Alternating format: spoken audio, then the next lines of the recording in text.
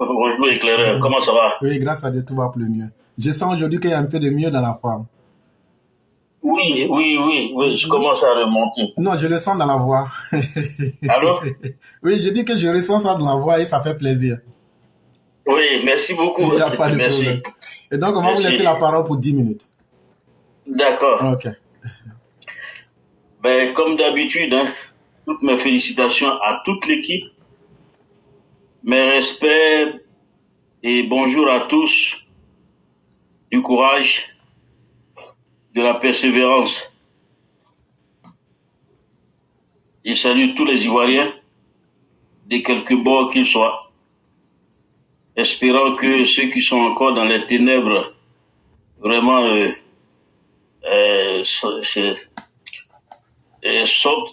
en sorte pour venir vraiment profiter de ce que les bienfaits que l'ère Alassane Ouattara est en train de nous procurer. Donc bref, j'ai mangé un peu, donc vous sortirez ça. Il n'y a pas de problème. Ouais.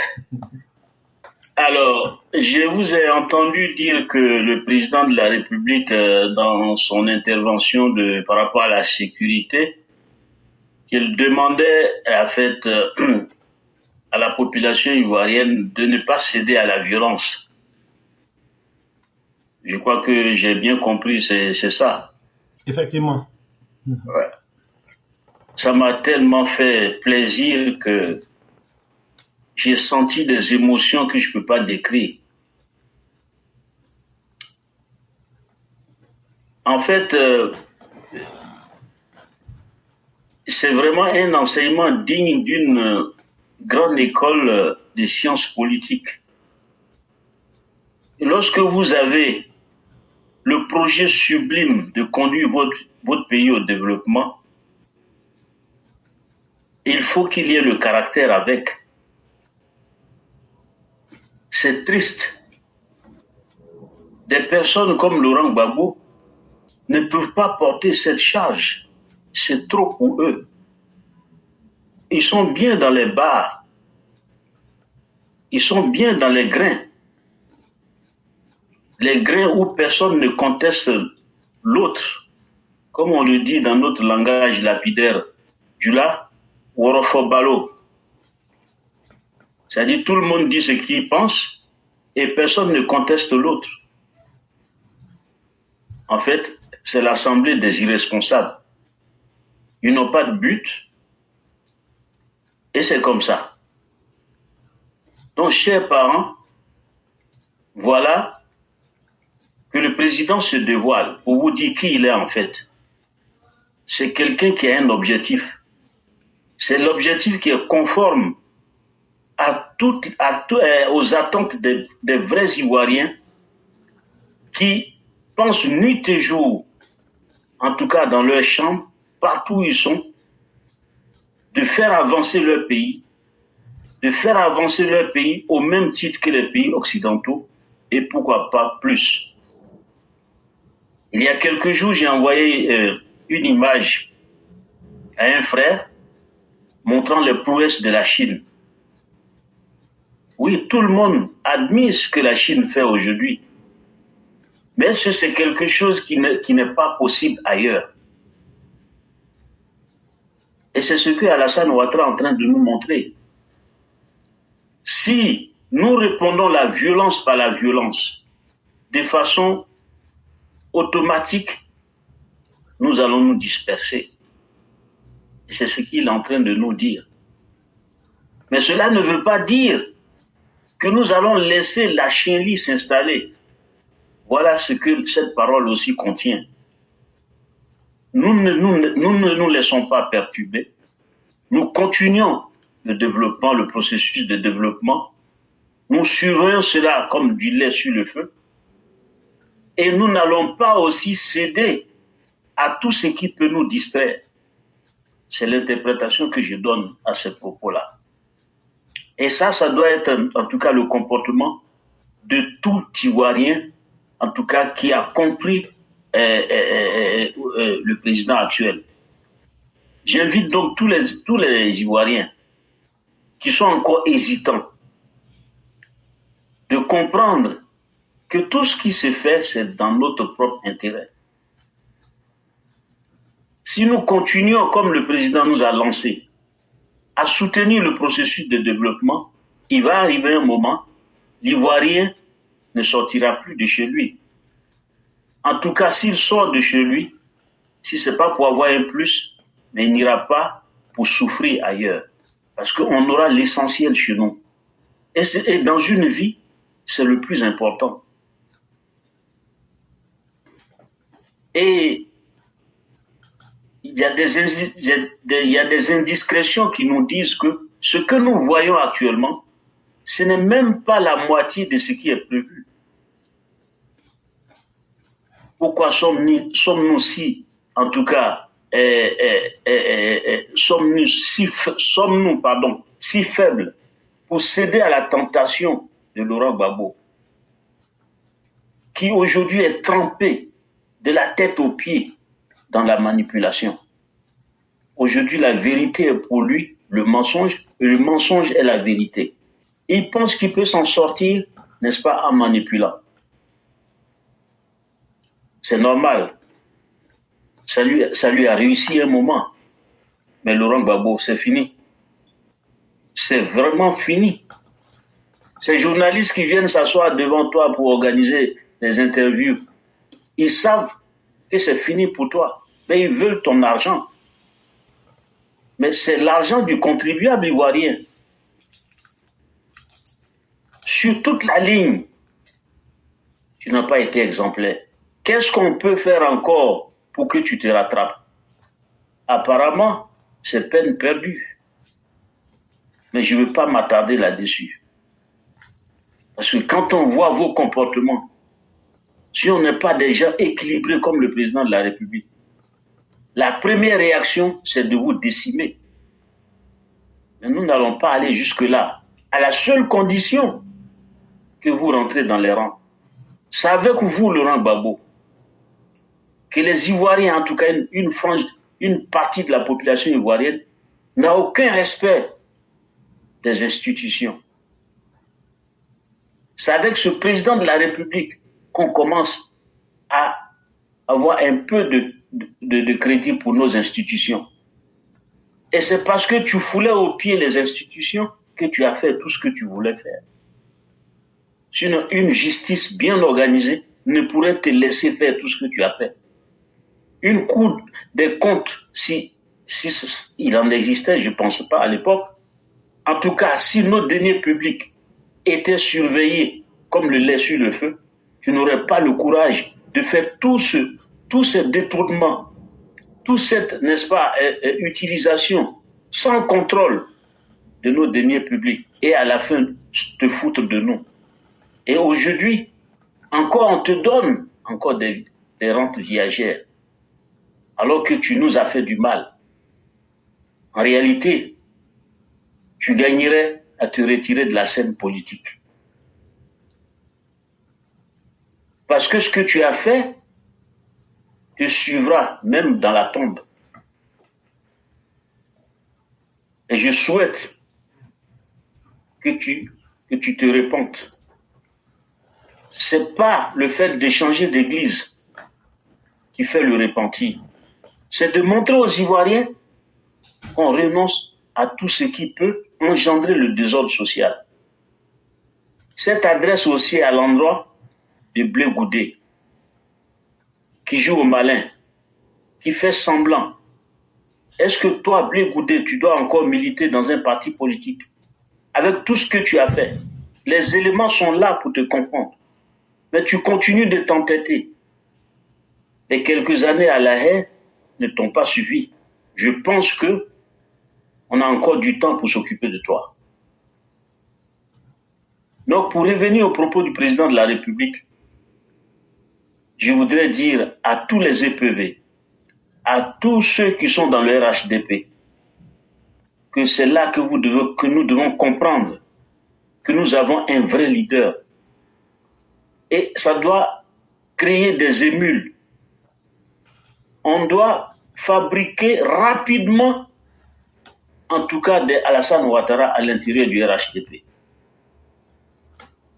Parce que tous les jours, il nous enseigne quelque chose. Il faut être ferme. Mais la fermeté ne peut avoir de sens que lorsque vous êtes droit, que lorsqu'on ne vous voit pas dans les choses malsaines.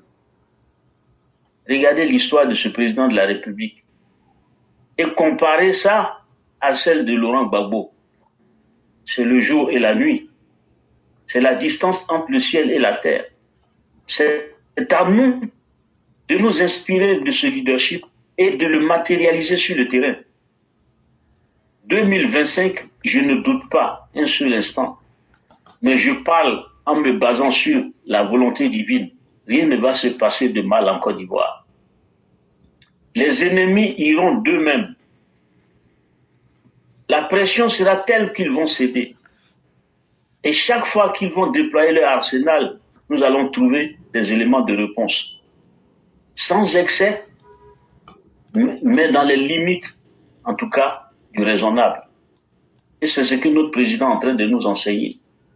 Ne cédez pas à la haine, ne cédez pas à la violence.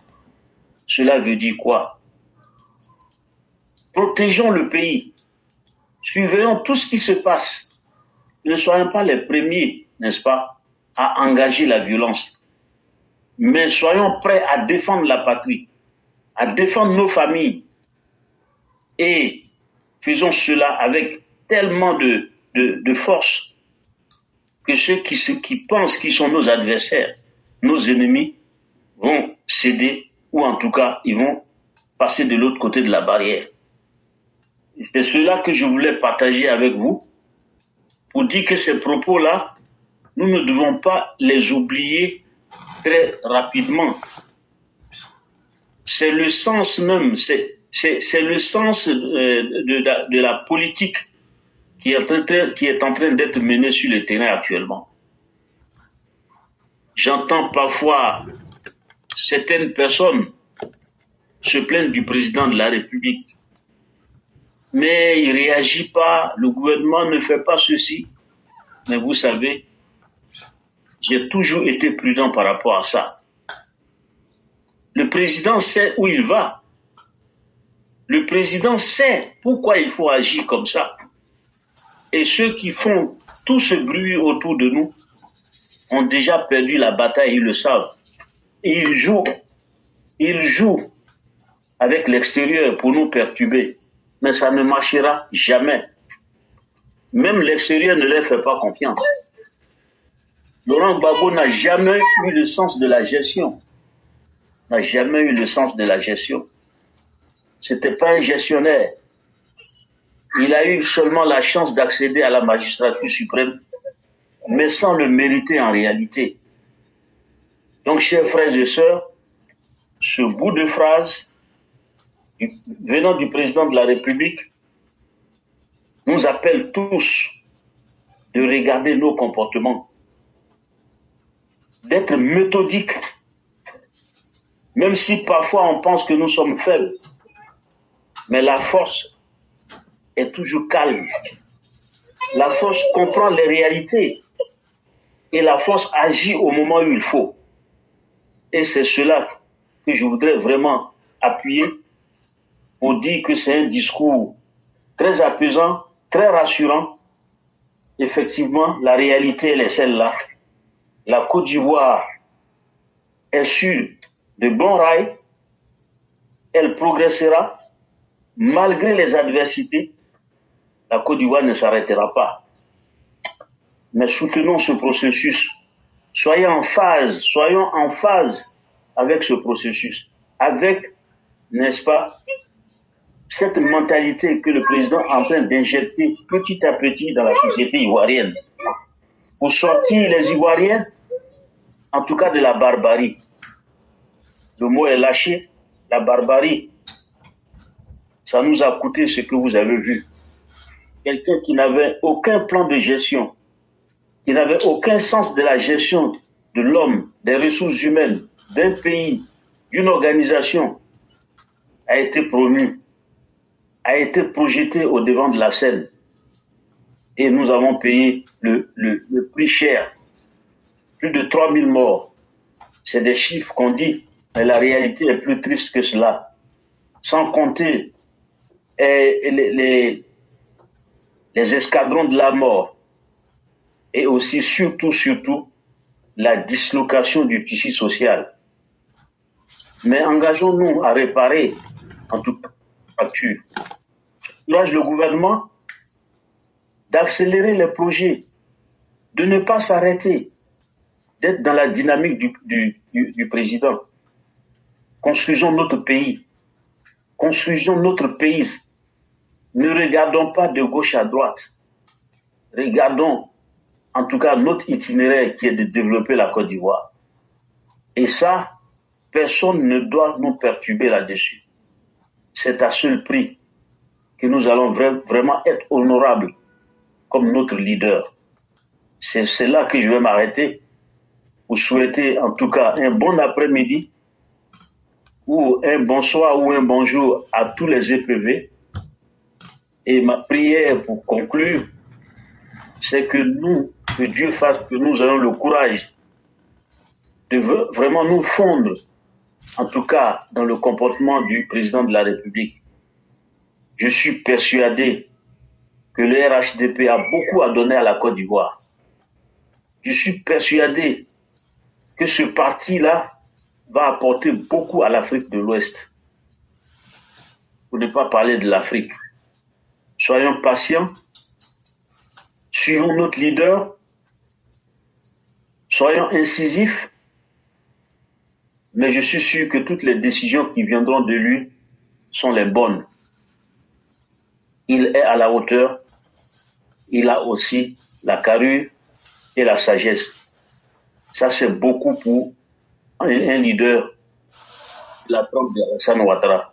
Vive la Côte d'Ivoire, vive les EPV. À bientôt. Je vous remercie. Merci infiniment, cher René. Merci pour ces paroles hautement teintées de sagesse. Merci surtout à vous de venir partager toute votre expérience avec nous. Et on ne peut que vraiment en être heureux et vous dire vraiment merci infiniment. Vous souhaitez un excellent week-end et une très excellente soirée. Merci beaucoup. Et surtout, puisse Dieu nous accorder tous une très bonne santé. Merci beaucoup. Merci beaucoup, cher René. J'en prie. Et donc, cher EPV, c'était tout pour aujourd'hui. Demain sera encore un autre jour. Et merci à tous ceux qui nous ont suivis. Et déjà, bon week-end à tous. Et à maman Marguerite Aki, excellente soirée à vous du côté de Londres, ainsi qu'à toutes nos mères et à tous les Chao. Et demain, nous nous retrouvons pour une autre randonnée intellectuelle que nous appelons le festin intellectuel. Merci à chacun et à chacune.